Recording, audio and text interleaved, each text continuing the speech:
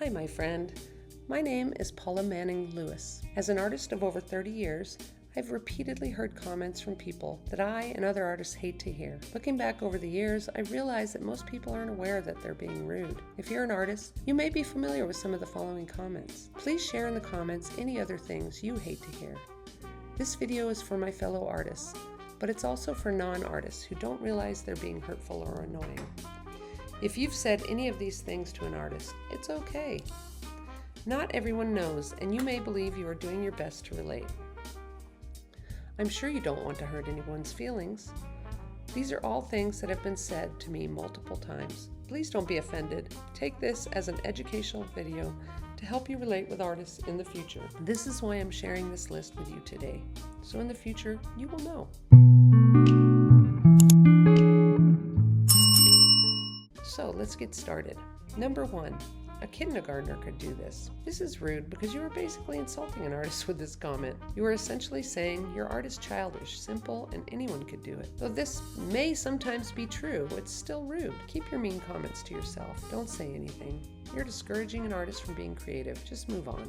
Number 2. When you tell someone you're an artist and they say, "Must be nice to make art all day." First off, to my artists out there, this person obviously has no idea that being an artist is a business. We are entrepreneurs and most often a one-person show. To everyone else, let me say that again. Being an artist is a business. For me personally, the business side of things takes up at least 60% of my time. If I'm getting ready for a show or a market, I'm spending 100% of my time on marketing, making price labels, attaching hangers to art, packing art for safe transport, matting and bagging prints, ordering postcards or business cards. The list goes on. Number 3, what's your day job?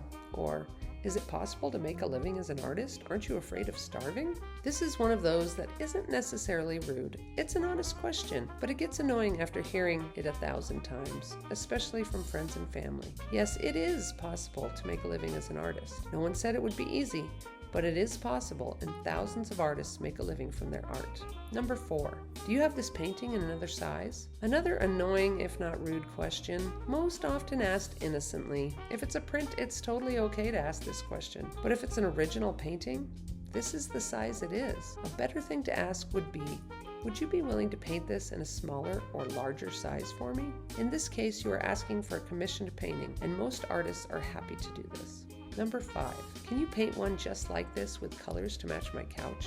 This isn't necessarily rude, but artists usually cringe at the idea of their art matching the couch. When I owned a frame shop, I had someone buy a couple of prints for me and then proceed to have them framed in colors to match their couch. The problem was the colors completely clashed with the artwork. They framed it in pink and blue, and the artwork was orange, yellow, and black.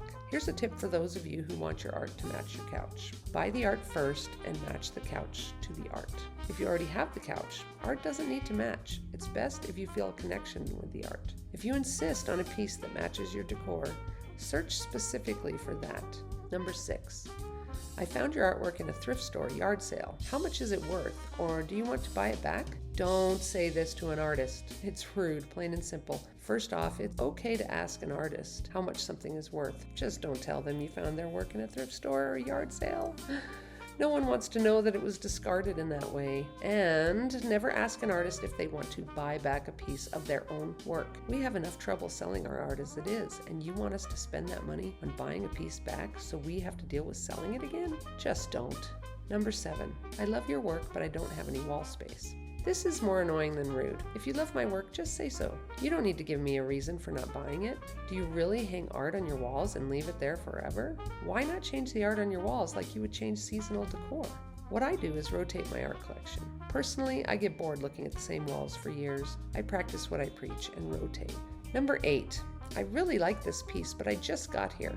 I promise I'll be back for it. Again, no need to make an excuse not to buy my art. You can admire it and support my art in other ways, like signing up on my email list, taking my business card, or following me on social media.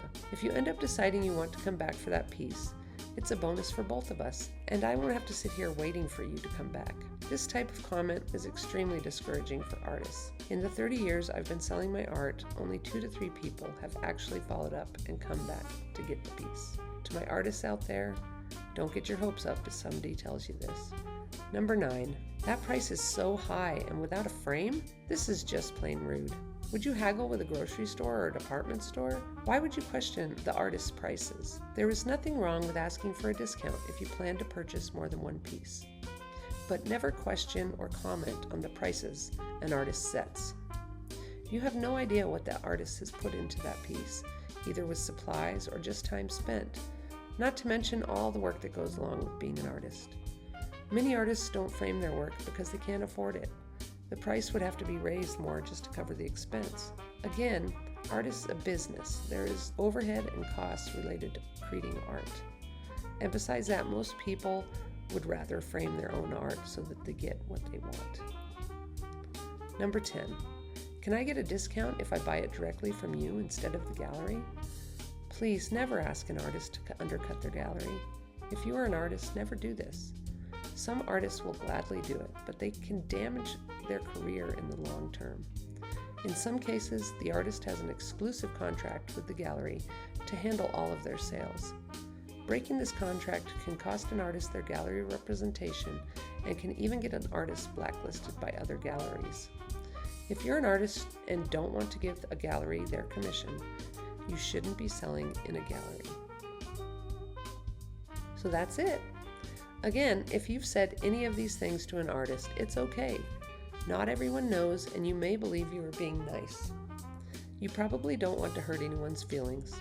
This is why I'm sharing this list with you today, so in the future you will know. If you have enjoyed this video, please hit the like button and subscribe to my channel. Have a wonderful day, week, month, and year.